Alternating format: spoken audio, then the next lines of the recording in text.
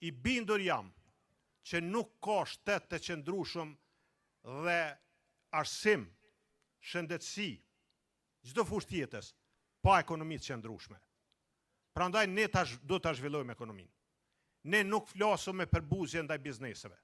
Ne nuk I sulmojmë bizneset, sepse ata janë njerëz të mirë.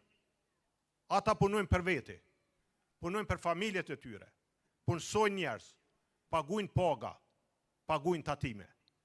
Prandaj ne do të krijojmë kushte dhe klimë të përshtatshme për biznesin.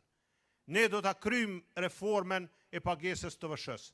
Të shoh që ka edhe biznesmen të suksesshëm. Ju drejtohem biznesmenëve, ndërmarrësve, sepse pagesa të TVSH-s në kufi është një barë e ronë për biznesin. Ja ngarkon likuiditetin, ja rrit koston e operimit.